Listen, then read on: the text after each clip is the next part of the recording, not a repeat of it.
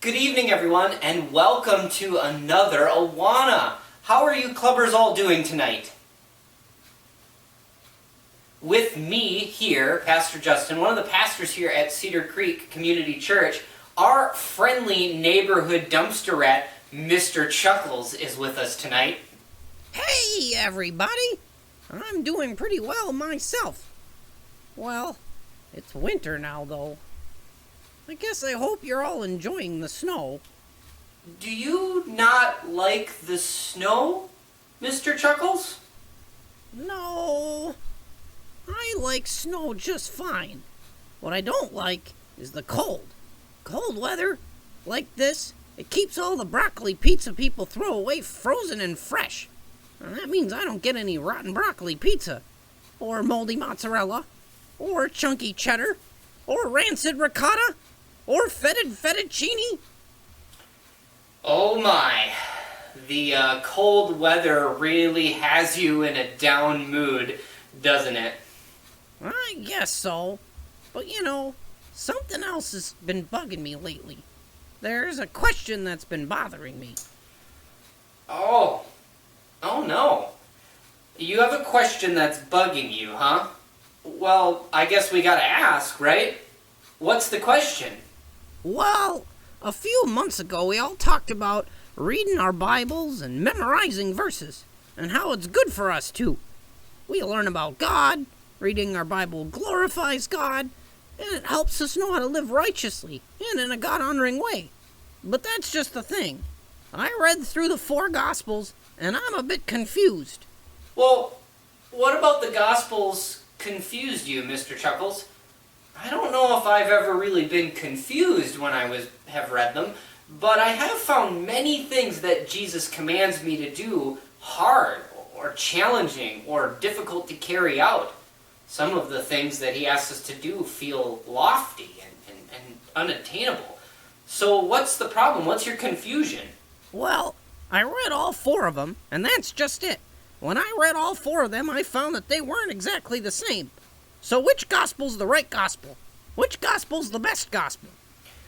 Oh, I understand now, Mr. Chuckles. That makes more sense. That's a really, really good question. Mr. Chuckles, did you notice the names of the 4 Gospels? Do you remember what the names of the 4 Gospels were? Well, yeah. There's Matthew, Mark, Luke, and John. Yeah, that's probably the first thing worth noting when we answer that question. We have 4 Gospels in the New Testament, and they're written by 4 different people. Yeah, well, that makes sense. There's 4 different authors. But who was Matthew, Mark, Luke, and John? That's right.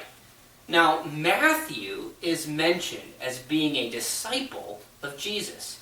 He's mentioned in Matthew 9, he's mentioned in Mark 2, and he's mentioned in Luke 5. And we learn that Matthew, he's a tax collector. And that means he's collecting money from the Jews, and he's giving it to the Romans.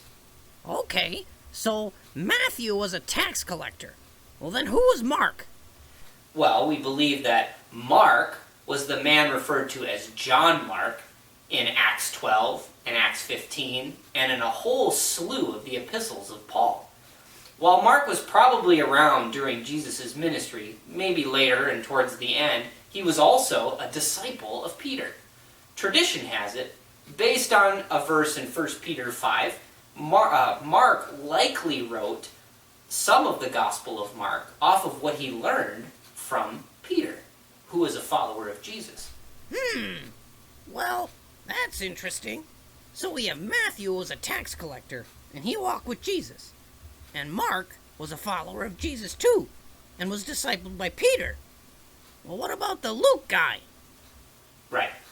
Well, Luke, he was a doctor, and he was seeking to write out a really orderly account of who Jesus was and all the things he did. Luke was also a disciple of Paul.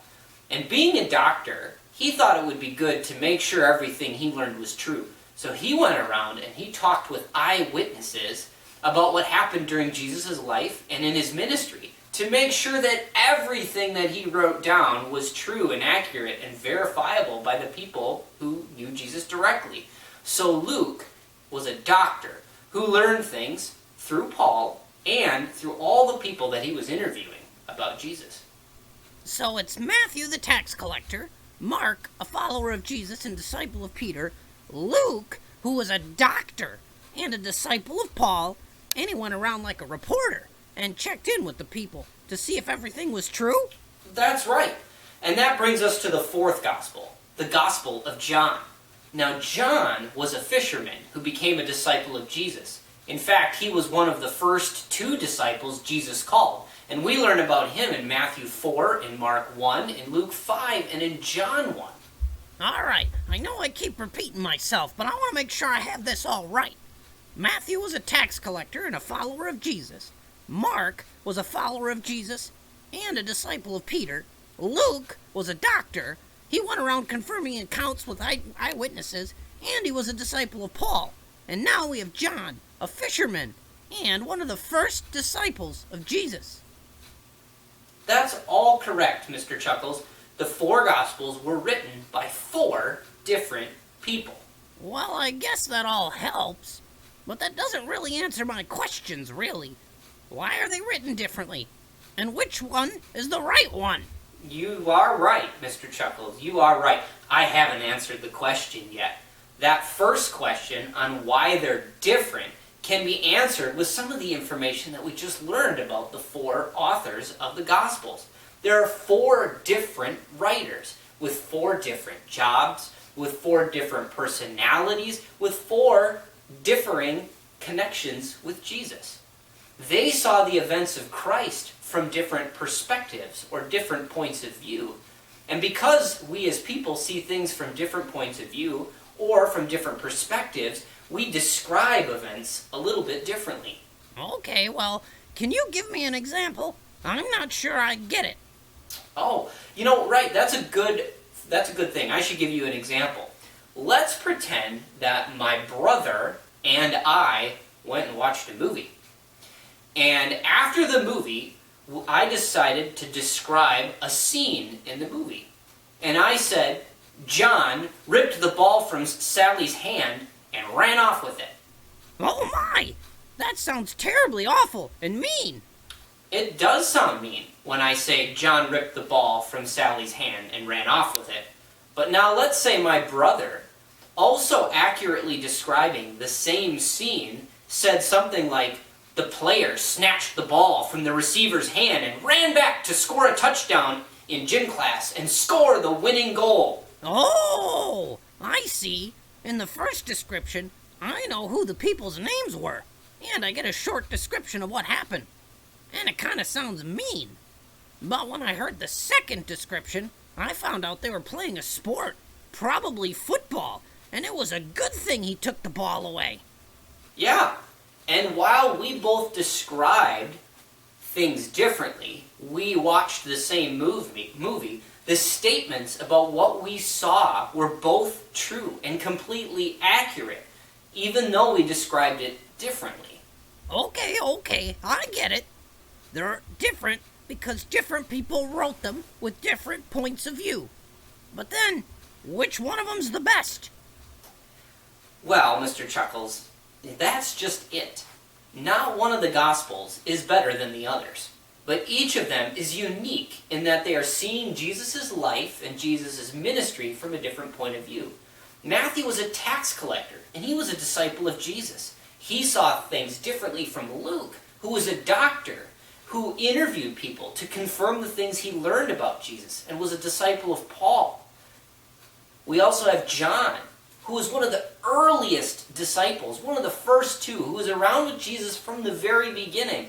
And he wrote things from his personal memory, things that he personally witnessed and saw, where we learn that Mark, while he was a follower of Jesus later in Jesus' life, was also a disciple of Peter, and some of the stuff he wrote down was probably things he learned through Peter.